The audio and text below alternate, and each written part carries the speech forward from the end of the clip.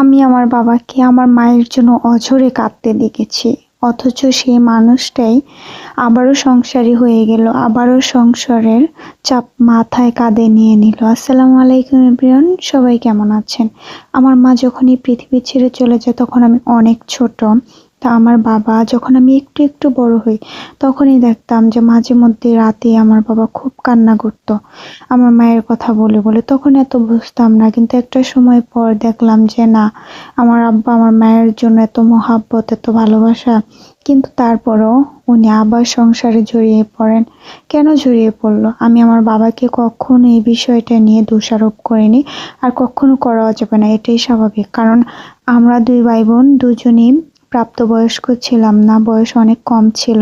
আর আমার ভাইকে যেহেতু আমার মা থাকতে খুব কম বয়সে বিয়ে করিয়েছিল, সেক্ষেত্রে আমার ভাবির বয়সও অনেক কম ছিল, আমার ভাইয়ের বয়সও অনেক কম, আর আমি খুবই ছোট ছিলাম। আমার ভাইকে যেহেতু বিয়ে করানো হয়েছিল, তো ওরা দুজন একসময় না একসময় সংসারটা গুছিয়ে নেবে, এটাই আমরা ভেবেছিলাম। আসলে সবসময় সবকিছু আমাদের চাওয়া মতো যে হবে এমনটা তো কথা নয়, তাই না? আর আমার বাবা, আমি অনেক ছোট ছিলাম বলে আরেকবারও বিয়ে করে, কিন্তু বিয়ে করার পরও তিনি আমার মাকে ভুলতে পারে না। আমি যখন বড় হয়ে গিয়েছি তখনও দেখতাম আমার আব্বা খুব কান্নাকাটি করতো আমার মায়ের জন্য। আমার মায়ের জন্য, ওনার জন্য আলাদা একটা জায়গাই ছিল আমার বাবার কাছে।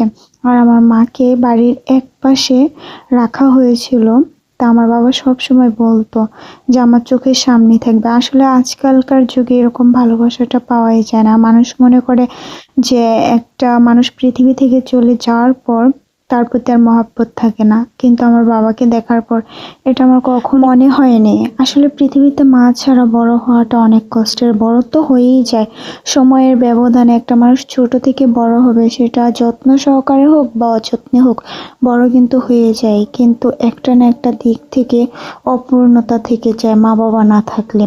আর সেখানে যদি মা না থাকে, মানুষ একটা কথাই বলে যে বাবা না থাকলে মার আঁচল নিচে যেভাবেই হোক মা রাখে, সেটা অন্যের বাড়িতে কাজ করে হলেও। কিন্তু আসলে মা না থাকাটা, সেটা যে কতটা কষ্টের একমাত্র আমরাই জানি, আমরা যারা কিনা মা ছাড়া বাবা ছাড়া বড় হয়েছি। আর সবচেয়ে বেশি কষ্ট তখনই লাগে যখন আর কি কেউ জিজ্ঞাসা করে যে সত্যি তোমার বাবা মা নেই।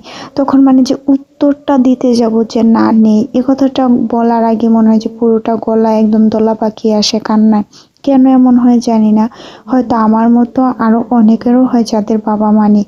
আর এটাই বাস্তব সত্য, যেটা মানুষের কাছে বলতে গেলে সবসময় কান্না চলে আসে। কেন জানি সবসময় বলা হয় না, আমাদের এই কষ্টের কথাগুলো সবসময় মনের ভিতরেই রাখা হয়। কিছু কষ্ট সবসময় প্রকাশ করতে নাই, এটা আমরা জানি, আমরা যারা মা বাবা হারা সন্তান।